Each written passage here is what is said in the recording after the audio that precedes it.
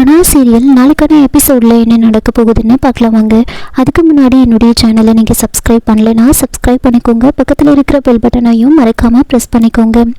பத்மா அன்பரசியை பயங்கரமாக திட்டிகிட்டு இருக்காங்க. மஞ்சு வெளியில் அப்படியே டோரை வந்து தட்டிகிட்டு இருக்காங்க. கொஞ்ச நேரத்தில் அன்பரசி காரை விட்டு கீழே இறங்கிட்டுறாங்க.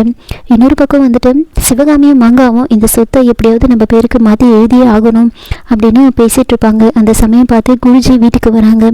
குருஜி வரதை பார்த்துட்டு சிவகாமி வந்துட்டு போன முறை வந்தப்போ இவர் ஏதோ சொன்னாருமா, இந்த முறை எதுக்காக வந்திருக்காருன்னு தெரியல, நம்ம கீழே போய் பார்ப்போம் அப்படின்னு சொல்லிட்டு இருக்காங்க.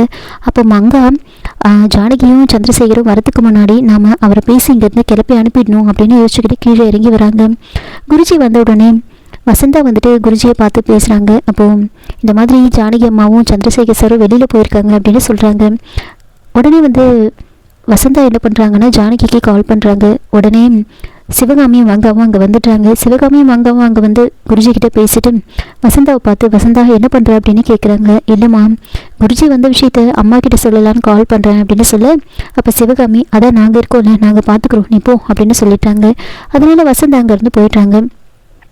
ஜானகி வசந்தா கால் பண்ணும்போது அட்டன் பண்ணலான்னு எடுப்பாங்க, ஆனால் கட் ஆகிடும்.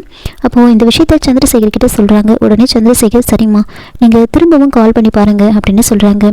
திரும்பவும் அவங்க கால் பண்ணும்போது நாட் ரீச்சபிள்னு வருது. அப்போது ஜானகி இந்த விஷயத்த சொல்ல அதுக்கு சந்திரசேகர் அம்மா பக்கத்தில் வந்துட்டோம்ல, விடுங்க, நம்ம வீட்டில் போயிட்டு பார்த்துக்கலாம் அப்படின்னு சொல்லிட்டு இருக்காங்க. சிவகாமியும் மங்காவும் வந்து குருஜி கிட்டே கேட்குறாங்க, என்ன விஷயமா வந்திருக்கீங்க சொல்லுங்கள் அப்படின்னு கேட்க, குருஜி நான் ஜானகி மேடம் கிட்ட தான் பேசுவேன் அப்படின்னு சொல்லிட்டாங்க. என்கிட்ட சொன்னா என்ன அப்படின்னு கேட்க, அதெல்லாம் உங்ககிட்ட சொல்ல முடியாது, ஜானகி மேடம் கிட்ட தான் சொல்லணும் அப்படின்னு சொல்லிட்டு இருக்காங்க. ஆமாம், அன்பரசி எங்கன்னு கேட்க, அவள் எங்கே போகிறா எங்கே வரான்னு பார்த்துட்டு இருக்கிறது தான் எங்களோட வேலையா அப்படின்னு சொல்லிட்டு இருக்கும்போதே அன்பரசி அங்கே வராங்க. அன்பரசி குருஜி கிட்ட ஆசீர்வாதம் வாங்குறாங்க.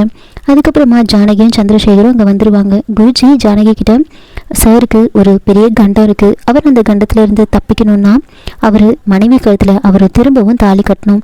இன்னிலிருந்து 3வது நாள் பௌர்ணமி அன்னைக்கு வந்து அவரோட மனைவி கழுத்தில் அவர் திரும்பவும் தாலி கட்டினா மட்டும்தான் அவர் அந்த கண்டத்திலிருந்து தப்பிக்க முடியும்னு சொல்கிறாங்க. அதை கேட்டு ஜானகி வந்துட்டு மனைவினா அப்போ முதல் மனைவி தானே குறிக்கும் அப்படின்னு கேட்குறாங்க. அப்போ குருஜி ஆமாம், முதல் மனைவி கழுத்தில் தான் அவர் தாலி கட்டணும் அப்படின்னு சொல்கிறாங்க. இதெல்லாம் கேட்டுட்டு இருந்த சிவகாமியும் மங்காவும் தனியாக வந்துடுறாங்க. ரூமில் வந்து பேசிகிட்டு இருக்காங்க. அப்போ மங்கா, நமக்கு ஒரு நல்ல வாய்ப்பு அமைஞ்சிருக்கு, நாம் இது ஒரு வாய்ப்பாக அமைச்சு உனக்கும் சந்திராக்கும் வந்து நல்லா பெருசாக வந்து திரும்பவும் கல்யாணம் பண்ணணும். இந்த ஊரில் இருக்கிறவங்க எல்லாரும் ஒன்று 2வது பொண்டாட்டின்னு சொல்கிறாங்களே, அதெல்லாம் போகணும்னா எல்லாரும் முன்னாடியும் நீ திரும்பவும் அவர் கையால் வந்து தாலியை கட்டிக்கணும். இன்னொரு பக்கம் அந்த சொத்தும் நம்ம பேருக்கு வந்துடும், எப்படியும் அந்த கஸ்தூரி வரப்போகிறதில்ல அப்படின்னு சொல்லிட்டு இருக்காங்க. அப்போது குருஜி வந்துட்டு சந்திராவோட ஜாதகத்தை கேட்டிருப்பாங்க. அதனால ஜானகி அன்பரசி கிட்ட ஜாதகத்தை எடுத்துகிட்டு வர சொல்லியிருப்பாங்க. அன்பரசியும் ரூம்லேருந்து அந்த ஜாதகத்தை எடுத்துக்கிட்டு வரும்போது மங்கா வந்துட்டு அந்த கஸ்தூரி உயிரோடு இல்லை, என்னை பொறுத்த வரைக்கும் அவ செத்துட்டா அப்படின்னு சொல்லிட்டு இருக்கும் போதே இது அன்பரசி காதில் விழுது. அதனால அன்பரசி அவங்க 2 பேரும் என்ன பேசுகிறாங்க அப்படின்னு கதவு ஓரமாக நின்று ஒட்டு கேட்டுட்டு இருக்காங்க. அப்போது இதை வந்து மங்கா தெரிஞ்சுக்கிட்டு உடனே வந்து அமைதியாக இருக்க சொல்கிறாங்க. கதவு கிட்ட வந்து யாரோ இருக்காங்க அப்படின்னு சிக்னல் கொடுக்குறாங்க. உடனே சிவகாமி அப்படியே பேச்சை மாற்றி பேசிகிட்டு இருக்காங்க. கிட்ட போய் கதவு ஓப்பன் பண்ணி பார்க்கும்போது அன்பரசி அங்கேருந்து போயிட்டுருப்பாங்க. அதுக்கப்புறமா மங்காவும் சிவகாமியும் கீழே இறங்கி வராங்க. குருஜி ஜாதகத்தை பார்த்துட்டு ஒரு நல்ல நாள் பார்த்து சொல்கிறேன் அப்படின்னு சொல்லிட்டு இருக்காங்க. அப்போது சிவகாமி அங்கே வந்து பேசுகிறாங்க.